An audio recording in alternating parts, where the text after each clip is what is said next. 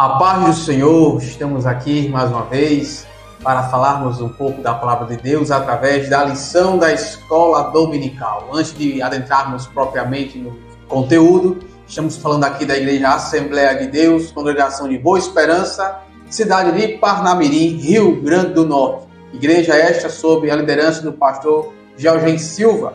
Estamos aqui também com o nosso irmão Eduardo e a minha pessoa, irmão Reidson, qual nós iremos falar da lição de número 3. Mas antes de convido a se inscrever no canal, a dar o like, a compartilhar essa mensagem, esse vídeo, para que mais pessoas possam ter acesso a esta palavra e com certeza serão edificadas no Senhor. Então a lição do quarto trimestre é a lição de número 3, que tem como título As Promessas de Deus para a Igreja. Então nós iremos iniciar uma série de lição e esta propriamente será sobre as promessas que Deus fez para a igreja. Quais são essas promessas? É isso que nós iremos ver nesta lição. O texto áureo encontra-se em Mateus capítulo 16, versículo 18, que diz o seguinte: Pois também eu te digo que tu és Pedro, e sobre esta pedra edificarei a minha igreja, e as portas do inferno não prevalecerão contra ela. A verdade prática diz o seguinte: as promessas de Deus para as igrejas são gloriosas. Promessas de vida eterna, de poder, de glorificação final do nosso corpo. E a leitura bíblica em classe encontra-se em 3 livros do Novo Testamento: o Evangelho de Mateus, capítulo 28, do 18 ao 20, Marcos 16, do versículo 15 ao 18, e Atos dos Apóstolos, capítulo 1, do versículo 6 ao versículo 8. Então, essa lição, como vimos, ela vai se aprofundar nas promessas de Deus, e são promessas específicas essa lição, as promessas para a igreja, né? E nós, pentecostais, cremos que essas promessas são contemporâneas, elas alcançam a igreja na atualidade. Essas promessas, ela não parou no tempo, ela não foi apenas para aquele momento inicial da igreja, o qual nós chamamos ali de igreja primitiva, aqueles primeiros dias, primeiros anos da igreja, mas que elas são promessas contemporâneas, promessas atuais que alcançam a igreja na atualidade. Então, nós, como igreja, temos essas promessas, né, específicas para a igreja do Senhor. E o que é essa igreja? Né? Ela é portadora justamente das promessas de Deus. A igreja esta que foi planejada, criada pelo próprio Pai, edificada por Cristo enquanto aqui na terra, e que hoje temos o Consolador, o Espírito Santo, guiando esta igreja até a consumação dos séculos. Então essa igreja que nós fazemos parte é a comunidade, né, dos salvos. Nós que fomos chamados para adorar a Deus, para servir a Deus, né? Nós somos então uma agência propagadora do Evangelho. Então nesta lição nós iremos justamente ver essa igreja que propaga o Evangelho, que foi chamada para adorar, para servir, para ser o representante de Deus aqui na terra. Quais foram as promessas, né, que foram feitas para a igreja de Deus? Amém. Agora nós vamos dar início e a entrada nos tópicos, né? A paz do Senhor a todos. E como nosso irmão Reidson falou, estamos falando aqui sobre a lição de número 3, as promessas de Deus para a igreja. E já falamos na primeira e na segunda lição sobre as promessas de Deus e as promessas de Deus para Israel. E para nós é grande alegria estarmos comentando essa lição, né, porque o comentarista dela é o nosso querido pastor Elinaldo Renovato de Lima, que é o nosso pastor de honra aqui em Parnamirim, né? Foi jubilado esse ano, mas ele ainda é nosso professor ali na Escola Teológica da Assembleia de Deus, aqui em Parnamirim. Então, para nós, é uma honra podermos estarmos comentando essa lição e termos o nosso pastor Elinaldo Renovato como um dos nossos pastores, né, aqui em Parnamirim. E, entrando no primeiro tópico, nós vamos falar sobre a natureza da promessa de Deus para a igreja. E o primeiro subtópico vai falar sobre a promessa de sinais sobrenaturais. E como nosso irmão Reidson bem citou aqui, o texto bíblico que será lido em sala de aula por você, professor, aluno, Mateus capítulo 28, vai dizer, vai falar sobre a grande comissão, né?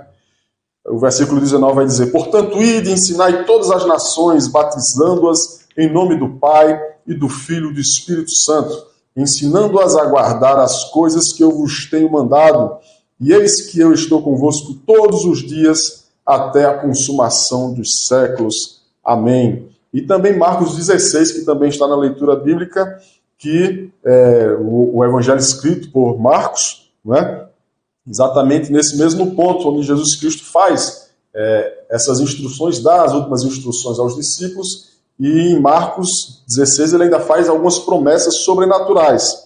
Né? A partir do versículo 16 vai dizer: quem crê e for batizado será salvo, e estes sinais seguirão aos que crerem. Em meu nome expulsarão demônios, falarão novas línguas, pegarão nas serpentes, e se beberem alguma coisa mortífera, não lhes fará dano algum. Imporão as mãos sobre os enfermos e os curarão. Essa ordenação que o Senhor nos dá, né, de cumprir esse chamado, de ir, de pegar e pregar o evangelho a toda criatura, foi dado não somente aos discípulos naquela época, mas a todos aqueles que aceitam a Jesus Cristo como seu único e suficiente Salvador. Todos nós que aceitamos temos essa missão, né? Somos comissionados a cumprir o ídolo do Senhor e Salvador Jesus Cristo, pregar o Evangelho a toda criatura. E essas promessas que foram feitas aqui em Marcos 16 também se aplicam a nós. Né? Como o nosso professor Reis falou, muitos cristãos têm um entendimento teológico de que as promessas se cessaram na igreja primitiva, ali em Atos 2, onde houve a descida do Espírito Santo, todos foram cheios ali no cenáculo do Espírito Santo, falaram outras línguas, né? Mas a promessa de Jesus Cristo ela se estende até os dias de hoje. Né?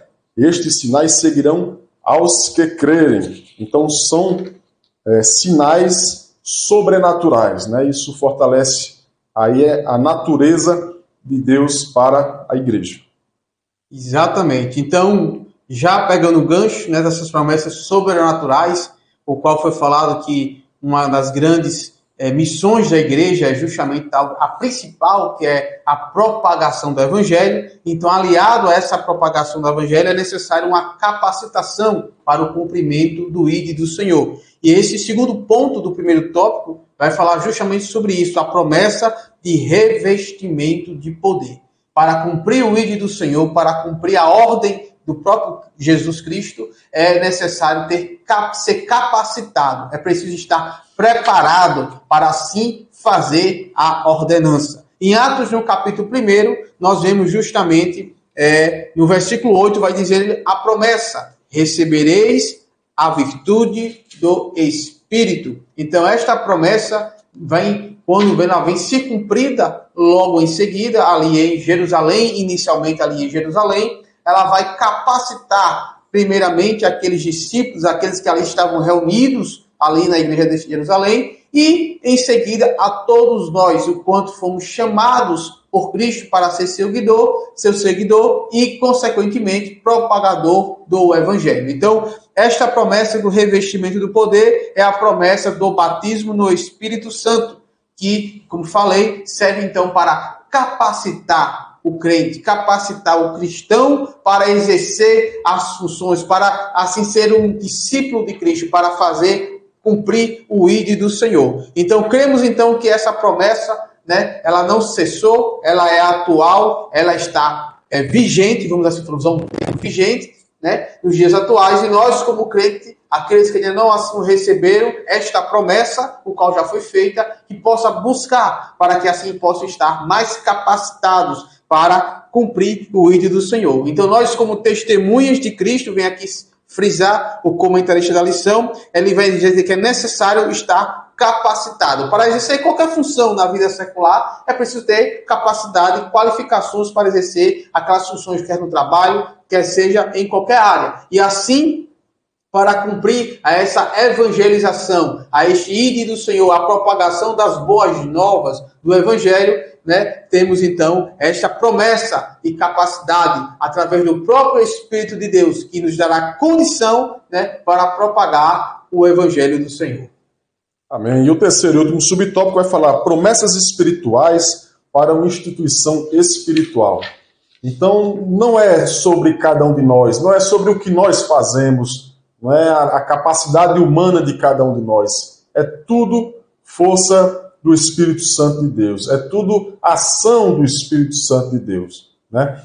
O livro do Atos dos Apóstolos também pode ser chamado de Atos do Espírito Santo, porque nós vamos ver em Atos dos Apóstolos o Espírito Santo sendo aí o guia, sendo o orientador dos apóstolos para que eles pudessem tomar todas as decisões. A gente vai ver em alguns versículos os discípulos sempre falando, pareceu bem ao Espírito Santo e a nós. Então o Espírito Santo ele sempre está à frente, a decisão do Espírito Santo, né, sempre está à frente. O Espírito Santo ele participa de todo o processo de salvação do ser humano. Já comentei isso aqui algumas vezes, né, que o Espírito Santo ele inspirou o homem a escrever as Sagradas Escrituras. A palavra vai dizer que toda a Escritura divinamente inspirada por Deus, não é apta para instruir, para exortar, para redarguir. É o Espírito Santo que inspirou o homem a escrever as Sagradas Escrituras. O Espírito Santo é ele que convence o homem do pecado, da justiça e do juízo. A fé vem pelo ouvir, ouvir a palavra de Deus, a palavra de Deus que foi inspirada pelo Espírito Santo. Então, quando alguém é levantado pelo Espírito Santo para pregar a palavra de Deus para alguém, o Espírito Santo convence essa pessoa do pecado, da justiça e do juízo, essa pessoa aceita Jesus Cristo como seu único e suficiente Salvador, e através do Espírito Santo essa pessoa também passa a propagar o Evangelho de nosso Salvador, Senhor e Salvador Jesus Cristo. Então o Espírito Santo está participando de todo o processo de salvação da humanidade. Então, a nossa igreja ela foi forjada espiritualmente em Cristo, né? Por isso, a natureza das promessas da igreja é primariamente espiritual. Por isso que Jesus Cristo ele vai falar em Mateus 16, versículo 18, né? Eu edificarei a minha igreja, sobre esta pedra edificarei a minha igreja. Então não sou eu, não é você, não é o pastor que edifica. Quem edifica é Jesus Cristo, né? Jesus Cristo ele falou, eu vou, mas deixarei outro Consolador, o Espírito Santo, Consolador, para orientar, para guiar a humanidade, para fazer cumprir o chamado do Senhor, né? Como nosso irmão Reis falou aqui no tópico número 2, né? Um revestimento de poder pelo Espírito Santo de Deus, para dar continuidade à obra salvífica do nosso Senhor e Salvador Jesus Cristo. Por isso que a igreja ela vai ser chamada, né, em diversos versículos como o corpo de Cristo, o templo de Deus, a noiva de Cristo. Então, são termos espirituais para definir a igreja do Senhor, que é guiada pelo Espírito Santo do Senhor. Exatamente. Então, vimos então sobre as promessas e sinais sobrenaturais, o revestimento, que é justamente o batismo no Espírito Santo, e promessas espirituais para uma instituição espiritual. E agora chegamos no segundo tópico da lição, as promessas de Deus para a igreja. E o primeiro ponto do segundo tópico vai falar sobre promessa de vida eterna, né? Então, ao estabelecer essa grande comissão, ele vai justamente ordenar que vá a todo mundo pregar o evangelho e vai dizer que todo aquele que crê, né, será salvo. E aí está justamente a grande promessa, né? Para aqueles que creem em Cristo será salvo. Então entendemos que houve uma comunhão inicial entre a criação e o Criador, que se perdeu, que foi rompida com o pecado ali no Éden, né? Onde o homem, ele se propôs e errou, pecou, errou o alvo, se desviou das promessas do caminho do Senhor. E houve então um resgate através do seu Filho, o próprio Deus Jesus Cristo. Então, através dele, temos essa promessa da vida eterna. Então, a igreja, aquela comunidade salva, resgatada pelo sangue do Cordeiro, ele tem esta promessa de vida eterna. E não todos aqueles que crerem terão, então, esta promessa concretizada em sua vida. Então, cremos na salvação do homem, que outrora estava perdido, separado, em pecado, né? Não estando mais em comunhão com o seu Criador, mas através da palavra, através do próprio Cristo, há essa possibilidade de salvação. Salvo de quê? Da perdição, da vida eterna sem o Criador. Então, essa promessa de vida eterna é uma promessa que nós alcançamos através da ressurreição de Jesus. Cremos então que ele foi morto, mas que ele não permaneceu morto, mas ele ressuscitou. E nessa ressurreição, nos garantiu também o quê? A vida eterna. Então, essa vida eterna nos garante justamente essa grande promessa, dentre as outras que nós falamos e que nós iremos ainda falar. Essa é uma promessa que está viva e é a nossa esperança, que ao terminar o nosso tempo aqui na Terra, nós iremos ter essa vida, não pelos nossos esforços, não por nossos méritos, mas sim por aquilo que ele fez, por aquilo que Jesus fez, pela morte e pela pessoa de Jesus. Então, a promessa de vida eterna é outra grande promessa, né, para todos aqueles que creem em Jesus Cristo como Salvador. Glória a Jesus. O segundo subtópico vai falar promessa de poder, né? Como a gente já falou aqui, algumas promessas que o Senhor Jesus Cristo deu à sua igreja. Também é falado sobre poder. E é um poder sobrenatural. É algo que não vem de nós mesmos, não vem do nosso merecimento, das nossas obras, mas vem da nossa fé e da nossa disponibilidade em ser usado pelo nosso Senhor e Salvador Jesus Cristo aqui na Terra. Né? Sermos verdadeiramente o corpo de Cristo aqui na Terra. E lá em Atos 1, né, o Senhor Jesus Cristo vai falar no versículo... A partir do versículo 5, está escrito: porque na verdade João batizou com água, mas vós sereis batizados com o Espírito Santo, não muito depois desses dias. E o versículo 7 vai dizer: e disse-lhes: não vos pertence saber os tempos ou estações que o Pai estabeleceu pelo seu próprio poder. E o versículo 8: mas recebereis a virtude do Espírito Santo que há de vir sobre vós. A virtude do Espírito Santo é o Espírito Santo que passa a habitar dentro daquele que aceita verdadeiramente a Jesus Cristo como seu único suficiente Salvador, que recebe esse batismo com o Espírito Santo, não é? Esse privilégio de ser habitado pelo Espírito Santo de Deus. E esse revestimento de poder nos dá ousadia, né? Nos aprimora, aperfeiçoa a cada um de nós, como é falado lá em Efésios, né? Para aperfeiçoamento dos santos. E é gerado dentro de cada um de nós o fruto do Espírito, como o apóstolo Paulo bem falou lá em Gálatas 5, no capítulo 22. E esse fruto ele é gerado dentro de cada um de nós, através do Espírito Santo. E aí nós podemos amar, né, através do Espírito Santo de Deus. Nós podemos ser boas pessoas, né,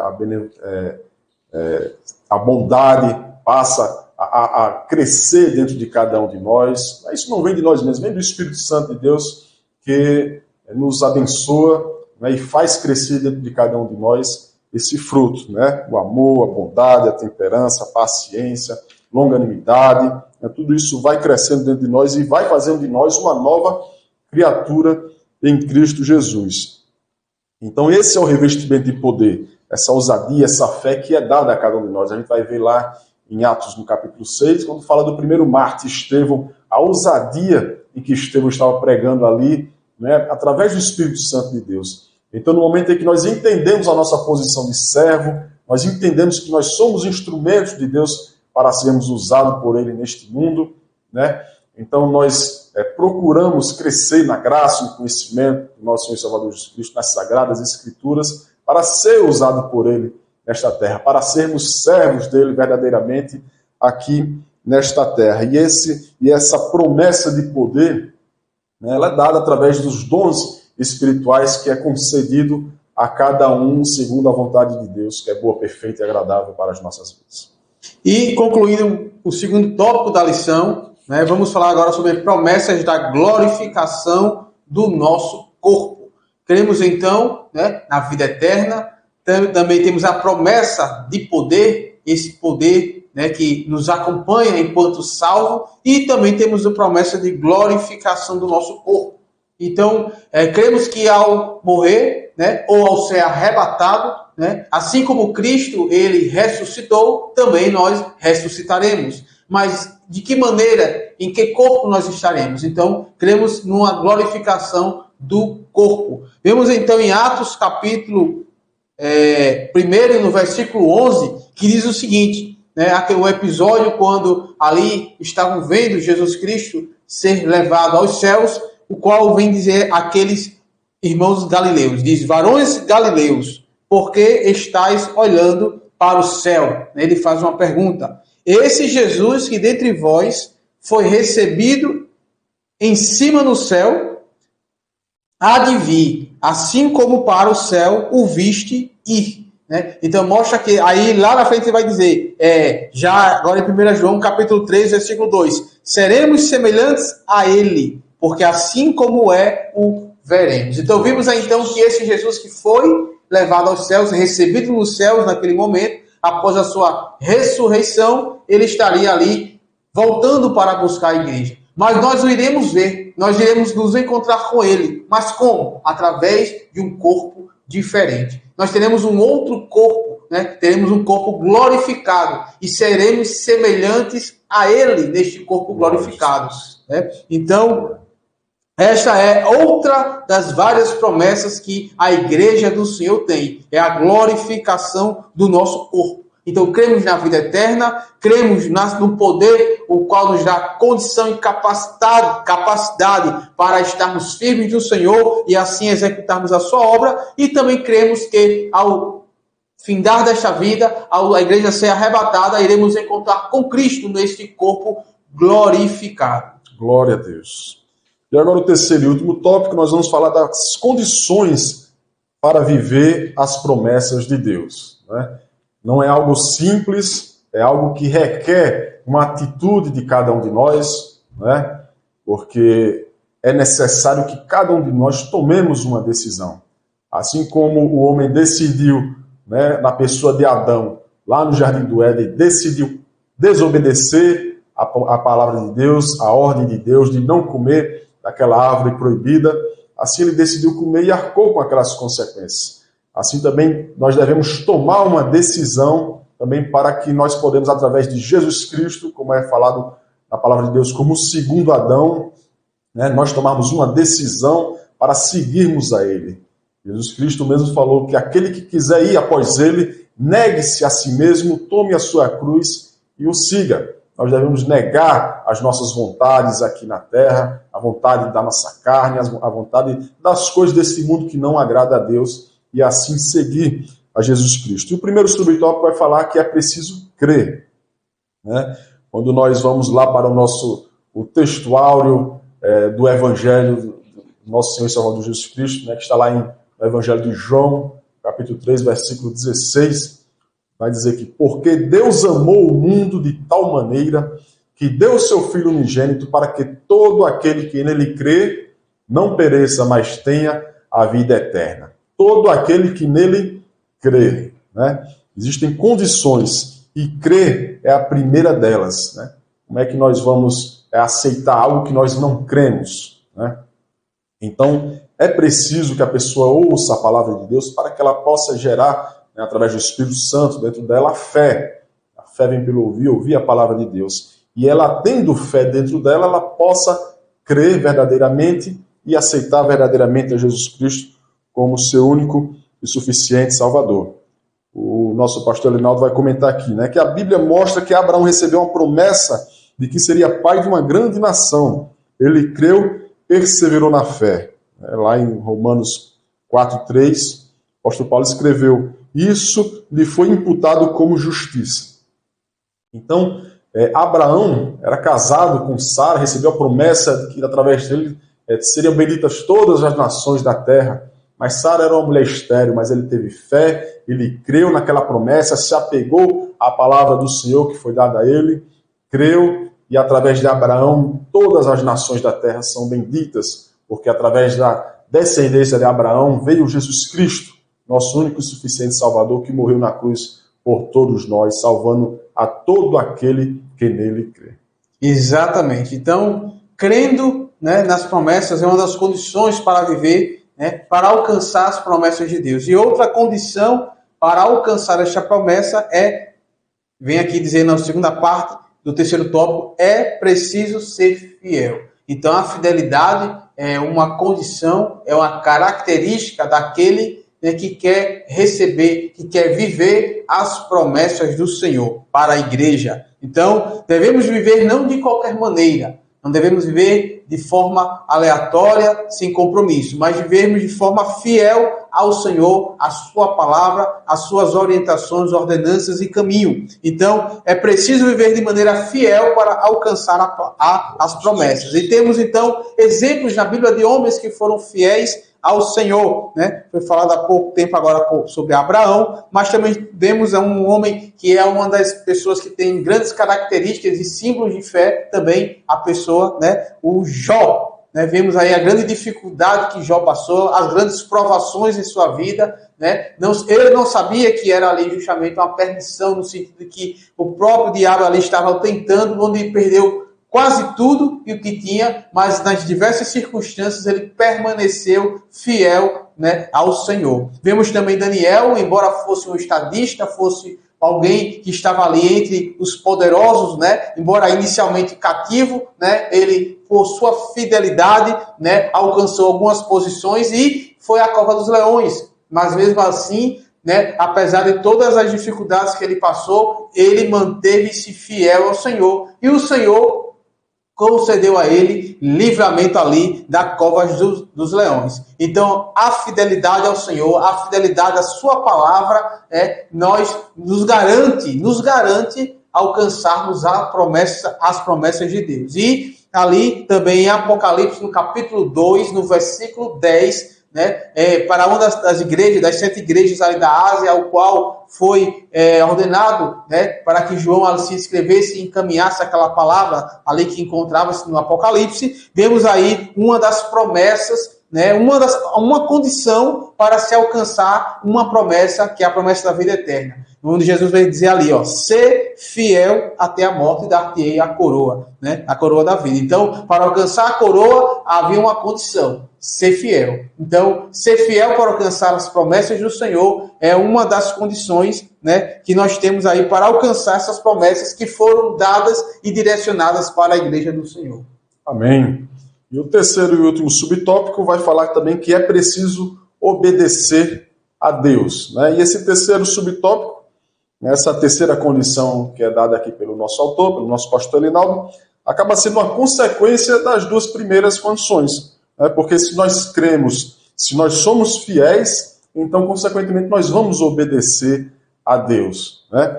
E a obediência a Deus é uma das condições para que as promessas de Deus se cumpram na nossa vida, né? Jesus Cristo, ele falou, as últimas instruções, ele falou: ficai em Jerusalém, né, na cidade de Jerusalém, até que do alto sejais revestidos de poder.